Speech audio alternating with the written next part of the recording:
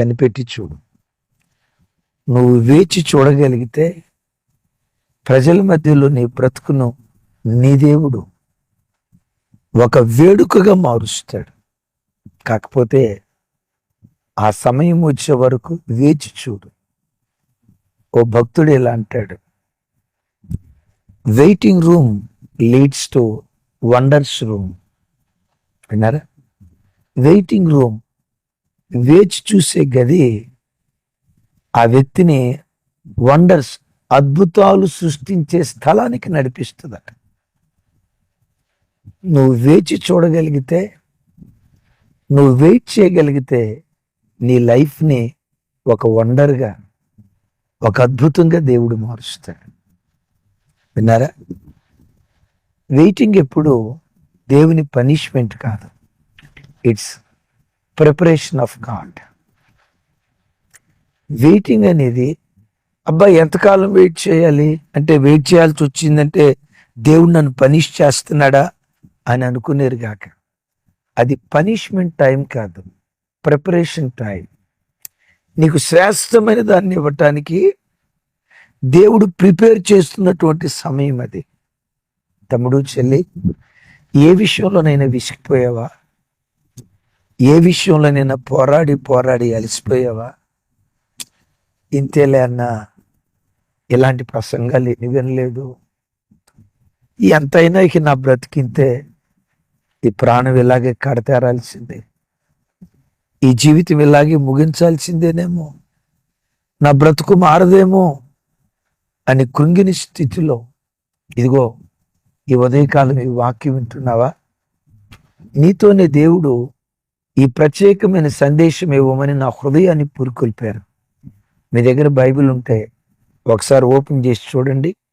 ప్రసంగి గ్రంథం 3వ అధ్యాయం 11వ వచనం నేను చదువుతాను.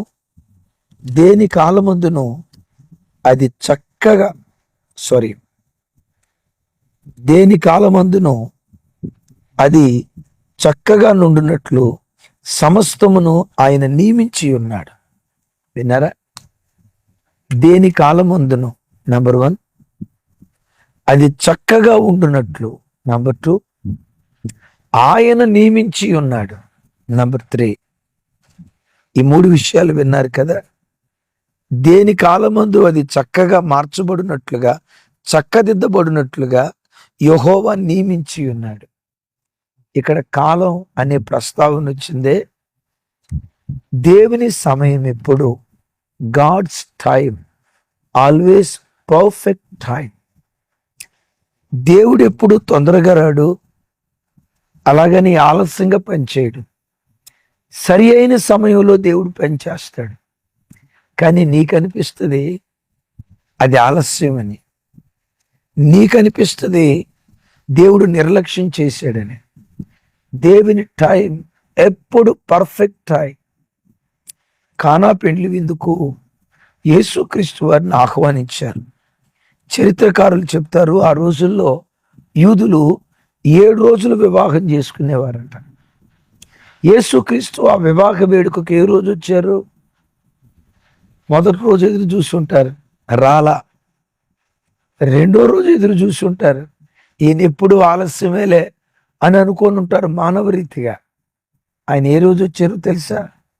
3వ రోజు వచ్చారు. ఎందుకు ఆ రోజే వచ్చారో తెలుసా?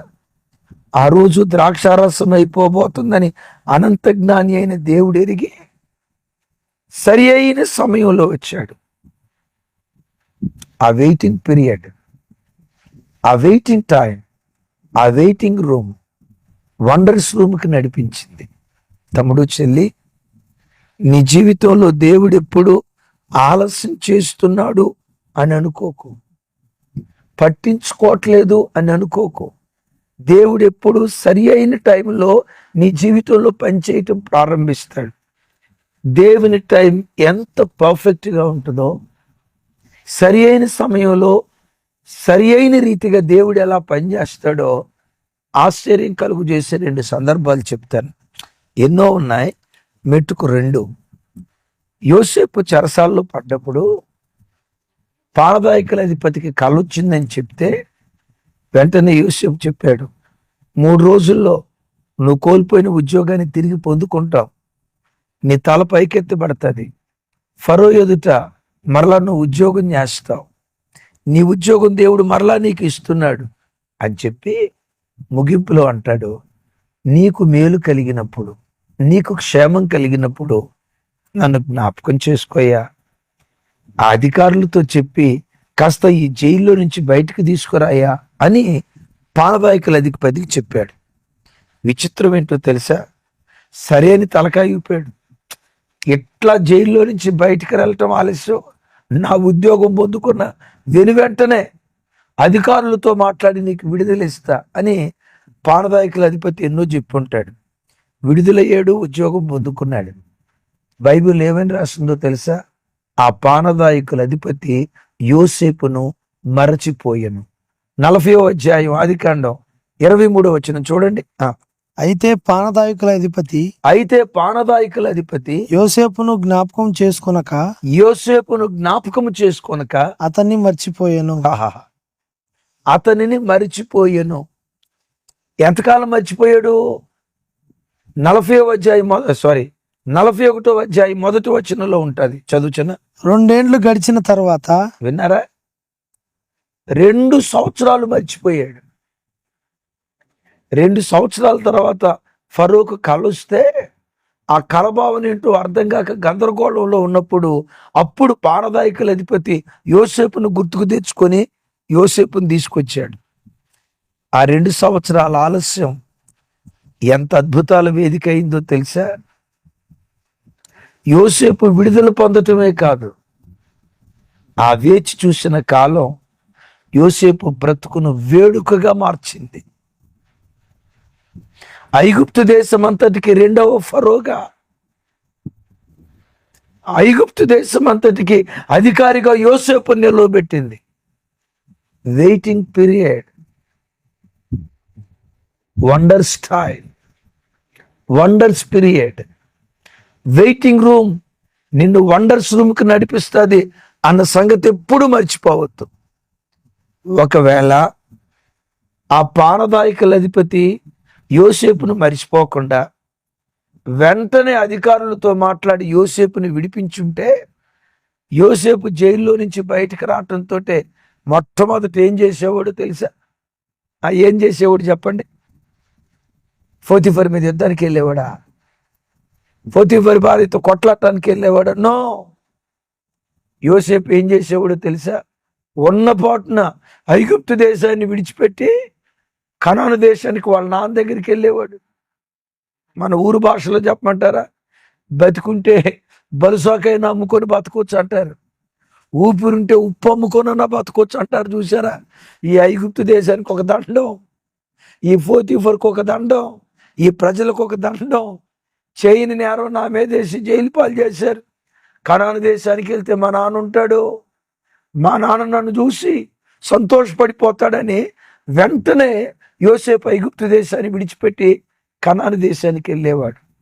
అనంత జ్ఞాని అయిన దేవుని ఆలోచన యోసేపును యాకోబు ఇంటికి మాత్రమే దీవెన కారణంగా చేయాలని కాదు, ఐగుప్తు దేశమంతటికి దీవెన కారణంగా చేయాలి. అనంత జ్ఞాని ప్రణాళిక ఇది. అందుకే సరి అయిన టైంలో పానదాయకుల అధిపతికి దేవుడు జ్ఞాపకం చేశాడు.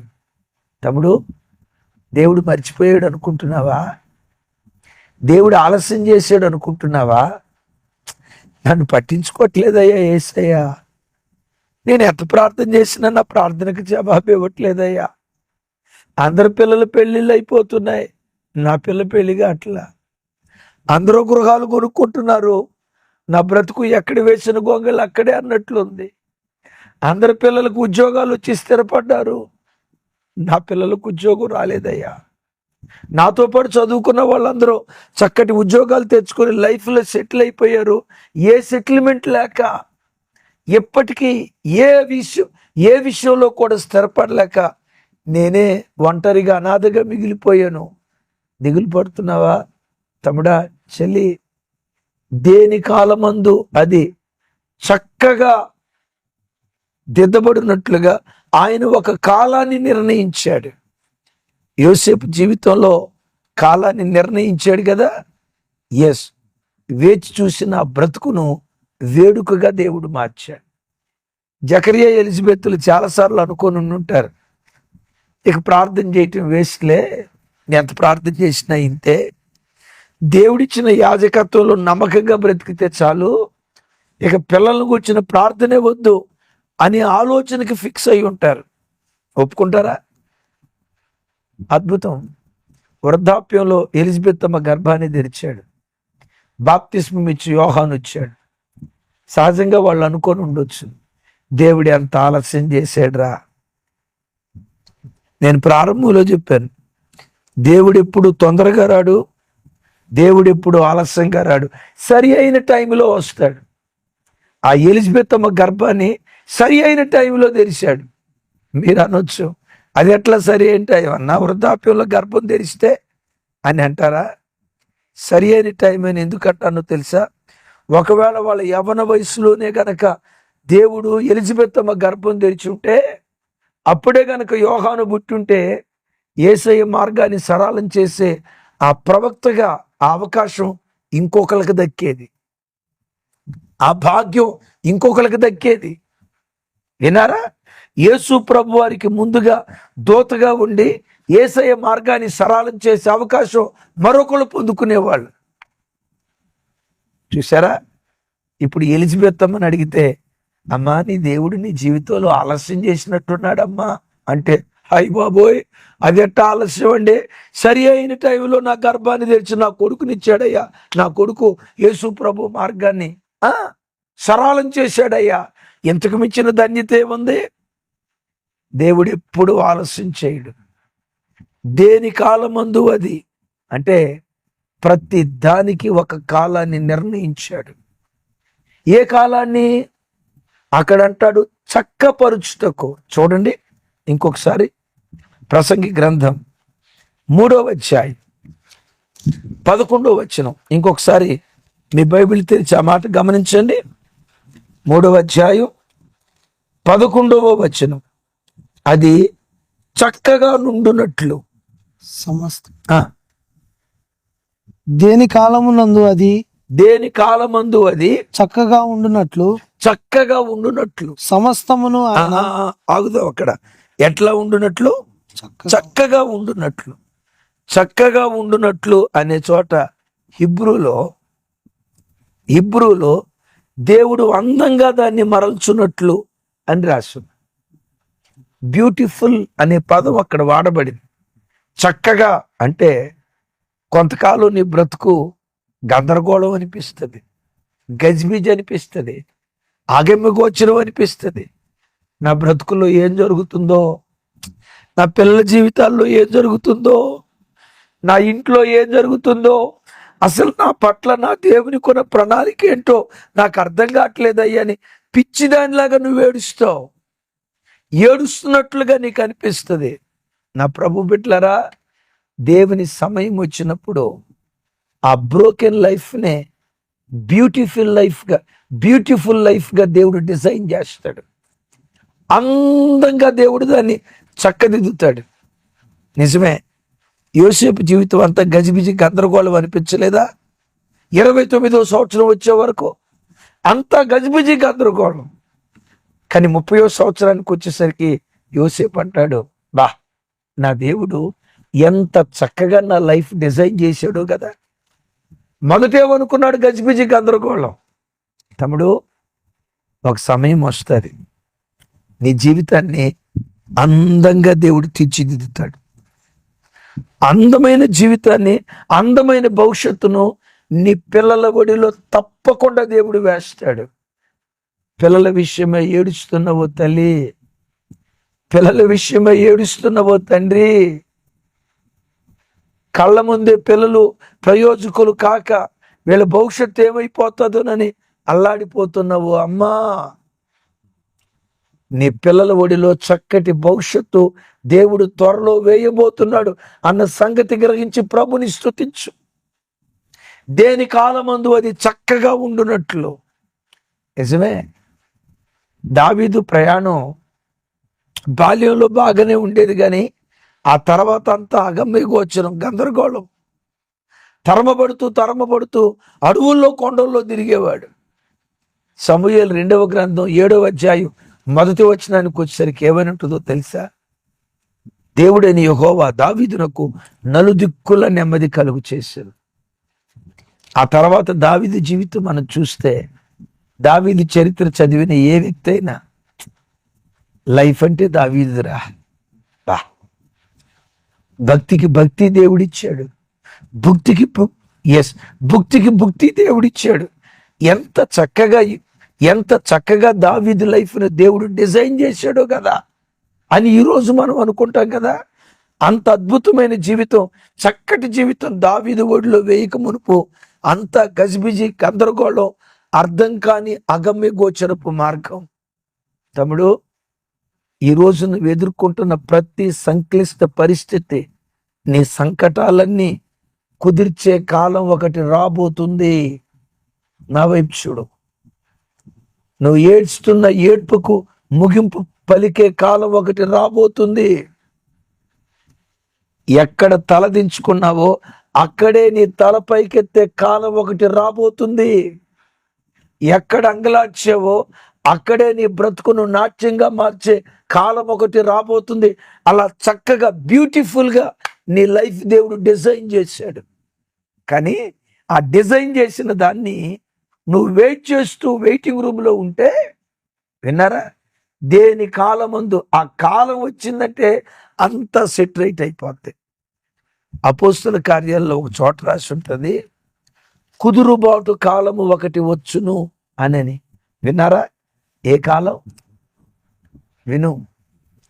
నీ కుమార్తె కాపురం కుదురుకునే కాలం ఒకటి ఉంది. ఉద్యోగ స్థలంలో నువ్వు కుదురుకునే కాలం ఒకటి ఉంది. ఓ మంచి కుటుంబ వ్యవస్థగా నీ కుటుంబం కుదురుకునే కాలం ఒకటి ఉంది. చక్కగా నీ కుటుంబం కుదురుకోవాలని ఒక కాలాన్ని దేవుడు నియమించాడు. అంటాడు కదా, ఆయన నియమించి ఉన్నాడు. మరోసారి ఆ మాట చూడండి, 3:11. ఆయన దేని కాలం మందు అది చక్కగా ఉండునట్లు సమస్తమును ఆయన నియమించి ఉన్నాడు. ఆయన నియమించి ఉన్నాడు. ఒకసారి నా వైపు చూసి చెప్పండి, ఆయన నియమించి ఉన్నాడు. ఏమని నియమించాడు? చక్కగా అనే చోట బ్యూటిఫుల్ లైఫ్ అనే పేరుందని చెప్పే కదా. ఒక అందమైన జీవితం నీ ఒడిలో వేసే కాలం ఒకటై దేవుడు నియమించాడు. నేనంట, దేవుని నియామకాన్ని ఎవడైనా రద్దు చేయగలడా? భారతదేశాన్ని పరిపాలన చేసే ప్రధానమంత్రి ఒక అతన్ని కేంద్ర మంత్రిగా నియమిస్తే ప్రధానమంత్రి నియామకాన్ని ఎవడైనా రద్దు చేయగలడా? ప్రధానమంత్రి పలానా రాష్ట్రానికి పలానా ఆయన గవర్నర్గా ఉండాలి, ప్రధానమంత్రి నియమించిన నియామకాన్ని ఎవడైనా రద్దు చేయగలడా?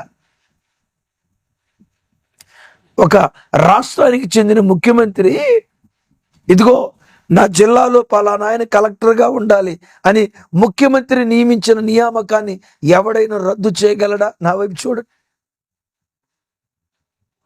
ఒక మాట అంట, ఒక రాష్ట్ర ముఖ్యమంత్రి నా క్యాబినెట్లో పలానా ఆయన హోమ్ మినిస్టర్గా ఉండాలి, పలానా ఆయన ఆరోగ్య శాఖ మంత్రిగా ఉండాలి, పలానా ఆయన ఐటీ మంత్రిగా ఉండాలని ముఖ్యమంత్రి నియమించిన నియామకాన్ని ఎవడైనా రద్దు చేయగలడా?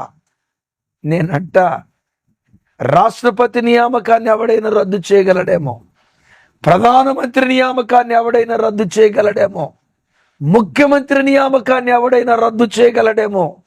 నీ దేవుని నియామకాన్ని ఎవడు రద్దు చేయగలడో? నియమించాడు అందమైన జీవితం నీ కొరకు, నియమించాడు బంగారు భవిష్యత్తు దేవుడు నీ కొరకు.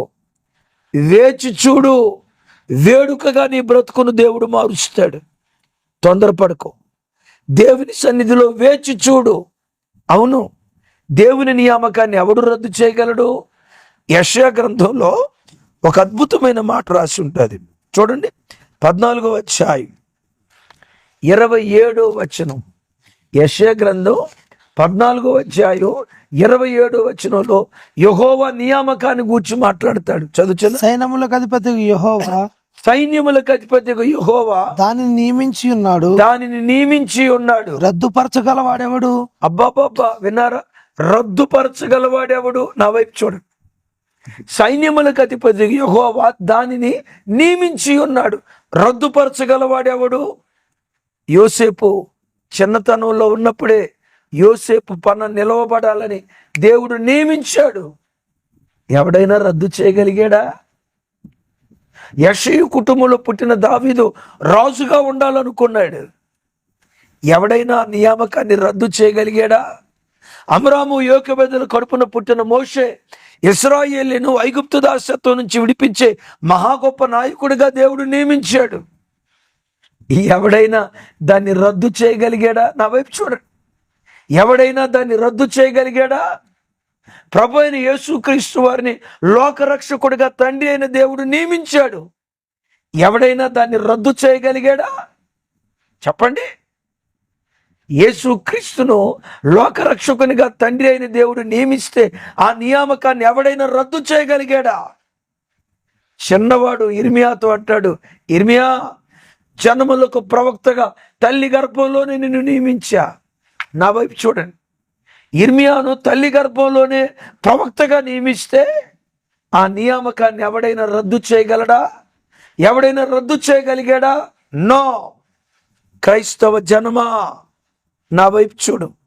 నిన్ను నియమించాడు. నువ్వు తలగానే ఉంటావని నియమించాడు. You are appointed. నువ్వే స్థలంలో బ్రతుకుతున్నా నువ్వు పైవాడిగానే ఉంటావు. దాని కొరకు దేవుడు నియమించాడు. వాటన్నిటికంటే విశేషంగా దేని కాలమందు అది చక్కగా ఉండునట్లు ఆయన నియమించి ఉన్నాడు. నీ పరిస్థితులన్నీ చక్కదిద్దబడటానికి ఒక కాలాన్ని నియమించాడు. యేసు నామం పేరిట ఆ కాలం వచ్చినప్పుడు ఎవ్వడు దాన్ని ఆపలేడు. అందుకనే మీతో చెప్తా, ఇంత చక్కటి భవిష్యత్తు దేవుడు మీ కొరకు సిద్ధపరిచి ఉంచితే ఈరోజు అనుభవిస్తున్న అవమానాన్ని బట్టి ఎందుకు ఏడుస్తున్నావురా తల్లి? ఈరోజు అనుభవిస్తున్న నిందను బట్టి ఎందుకు కృంగిపోతున్నావు? ఈరోజు అనుభవిస్తున్న అపజయాన్ని బట్టి ఎందుకు అల్లాడిపోతున్నావు? ఓటమి కొరకు దేవుడు నిన్ను పుట్టించలా, గెలుపు కొరకే దేవుడు నిన్ను పుట్టించాడు. గెలుపు నీ జీవితంలో నియమించాడు. ఆ నియామకాన్ని ఎవడు రద్దు చేయగలడో? నిశ్చయంగా ఈ వాగ్దానం నీ బ్రతుకులో దేవుడు నెరవేర్చునుగాక. ఎదురు చూస్తూ ఉండు, వేచి చూస్తూ ఉండు. నీ బ్రతుకును తగిన కాలమందు వేడుకగా దేవుడు మార్చునుగాక. ఏ విషయంలో వేదన చెందుతున్నావో మీ కొరకు ప్రార్థన చేయబోతున్నాను. బ్రతుకును దేవుడు వేడుకగా మార్చేటట్లు ఓ చిన్న ప్రార్థన చేస్తాను. ఏకీభవిస్తారా? సర్వశక్తి గల తండ్రి, దేని కాలమందు అది చక్కగా నుండునట్లు ఆయన దాన్ని నియమించి ఉన్నాడు. ఈ ప్రార్థనలో ఎందరైతే ఏకీభవిస్తున్నారో, కలవరాలతో ఈ వాక్యం విన్న బిడ్డలు ఉన్నారు. పిల్లల భవిష్యత్తు ఏమైపోతుందో, నా ఆర్థిక స్థితిగతులు, ఆరోగ్య స్థితిగతులు ఏమైపోతాయో అర్థం కాక గజిబిజి గందరగోళంలో అల్లాడిపోతున్న ప్రజలు ఉన్నారు. యేసు నామం పేరిట అందమైన భవిష్యత్తు వారికి మీరు నియమించినందుకు స్తోత్రాలు. అందమైన కుటుంబం వారికి నియమించినందుకు స్తోత్రాలు. ప్రస్తుతం సంకటంగా ఉన్న ప్రతి పరిస్థితి, గజిబిజి గందరగోళంగా ఉన్న ప్రతి పరిస్థితి మీరు చక్కదిద్దబోతున్నందుకు స్తోత్రాలు. సరి చేయబోతున్నందుకు స్తోత్రాలు. అద్భుతాలు జరిగించబోతున్నందుకు స్తోత్రాలు. నా చేతులెత్తి నీ ప్రజలను దీవిస్తున్నాను. వేదన నొందిన స్థలాలలోనే నీ ప్రజల బ్రతుకు వేడుకగా మార్చబడును గాక. బాధ నొందిన చోటే భాగ్యవంతులుగా మార్చుదురుగాక. తల దించుకున్న చోటే నీ పిల్లల తలలు పైకెత్తి విజయోత్సవంతో మీరు ఊరేగించుదురుగాక. బిడ్డల పరిస్థితి మీరు చక్కదిద్దినందుకు స్తోత్రాలు. పరిస్థితులన్నీ, సంకటాలన్నీ కుదిర్చినందుకు స్తోత్రాలు. అన్నిటికీ దిద్దుబాటు కాలం మీరిచ్చినందుకు స్తోత్రాలు. సమస్త ఘనత, మహిమ, ప్రభావాలు మీకే ఆరోపిస్తూ ఎగ్జామ్స్ రాస్తున్న పిల్లలకు గొప్ప విజయాన్ని ఇచ్చి మహిమ పొందమని యేసు నామం పేరిట ప్రార్థించి స్తుతించి పొంది ఉన్నాము తండ్రి. తండ్రి అయిన దేవుని ప్రేమ, కుమారుడైన యేసుక్రీస్తు వారి దివ్య కృప, పరిశుద్ధాత్మ దేవుని సహవాసం మనకు సకల పరిశుద్ధులకు సదా తోడయుండి నడిపించునుగాక. ఆమేన్, ఆమేన్, ఆమేన్. Thank you.